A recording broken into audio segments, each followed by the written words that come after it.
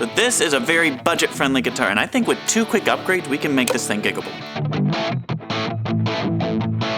This is a GTL-200 by a company called GearIT. If you've never heard of that company, that's fine. They're kind of new to the guitar game. This thing caught my eye at first because it had a lot of features, and it was $96 new. And then when Prime Day came around, it went down to $77. I had to just pick it up then just to see what it was like. So I picked this up for $77 new. Came with a case and a bunch of stuff, but none of that stuff is great. Very entry-level stuff. If you want to see my full video on this guitar, I have it linked below. And while this guitar does have some weak points, it definitely has some strengths too. Best part about this guitar is actually the electronics. The pickups actually sound really good. P90 in the neck, humbucker in the bridge, split coil in the humbucker, but it's a solid feeling guitar. It's semi-hollow, P90, humbucker, split coil. That's a lot for $77. And the pickups sound good. Who would have known? The neck is definitely more orange than yellow. It is finished. Not a fan of the headstock shape, but I mean, we can work with that. Now, the weak points for this guitar, in my opinion, are gonna be the saddles and the tuners. The strings are garbage too, but you should change the strings anyway. So I think if we just swap out the tuners and the saddles for something nicer, this thing will be ready to go. And honestly, once those mods are made, this will be a nicer guitar than I took on stage for years, which is pretty wild to think about what kind of guitars I took on stage. So my friends at Guyker wanted to do another collab, and then I told them about this guitar project. So they hooked us up to get this thing stage worthy. They sent over some locking tuners and some saddles. What we're gonna do in this video, we're gonna take the strings off, take the saddles off, take the tuners off, swap those parts out with some brand new Guyker parts, and we'll see how this thing plays after that. It's already in a pretty good spot. I think those 2 things will take this to the next level. So I'm ready to do it. Let's change the camera angle and get into it. First thing we need to do is get rid of the strings.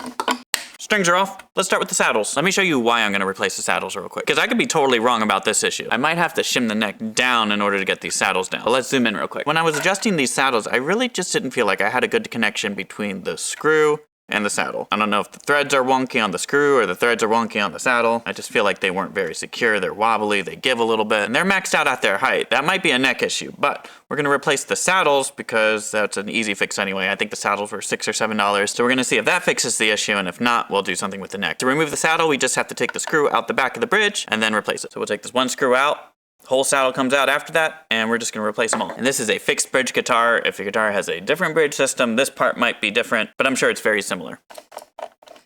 So there you go. There are your 3 parts. So I'm gonna do the rest of these and then I'll check back in. All the saddles are out. Let's get the new ones in. So to get these new saddles in, we're just gonna do the opposite. Just gotta remember the spring goes on the inside. Screw through the back, spring over it once you get it through the bridge, and then attach it. So there you go. And we're floating right now because the screws aren't all the way down, but we're gonna get the rest of these installed and then we'll check back in. All right, so those are all on. This guitar is dusty.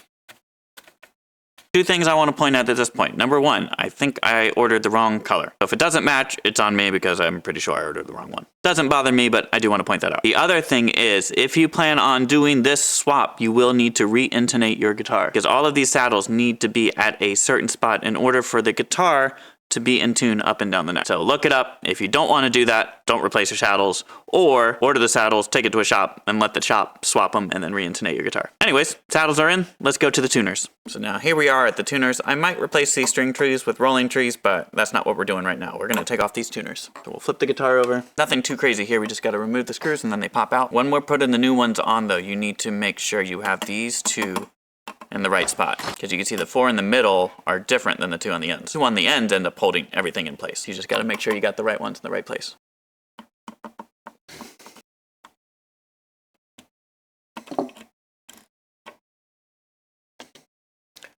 There you go, and then it just pops out. And if we flip it back over, there's this little thing that I don't think I'm going to take out. I think I'm going to leave it in. So I'm going to remove the rest, and then I'll check back when we want to put in the new tuners. 2 days later, we're back. I'm a busy man. Just super busy here, but we got all the tuners off. Let's get the new ones on. New tuners. All right, so you remember when I said you gotta line these up right? Well, the 2 tuners with the little ends have to go on the ends, and then the rest of them fit in the middle. So we're just gonna start from the top, line it up, checking the holes now. Actually, this one lines up at the bottom one better. Let's see. This one line up at the top.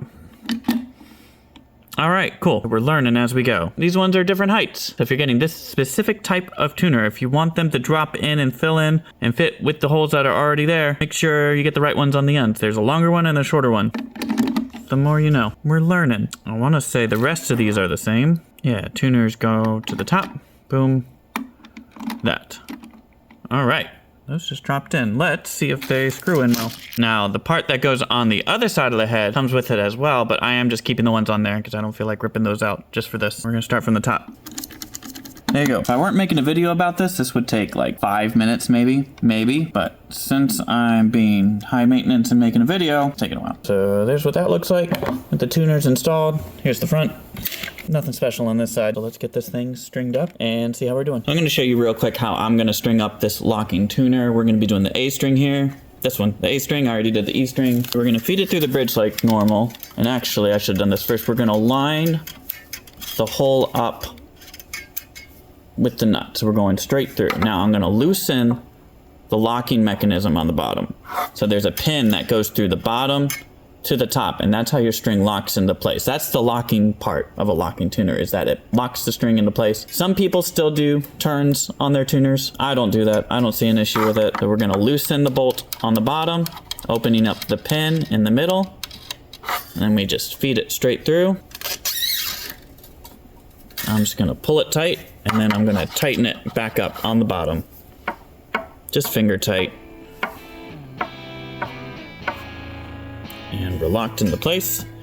And then you just tune. And I'm actually gonna get all the strings on before I start tuning, but that's how you do it. And you just repeat for the rest of them.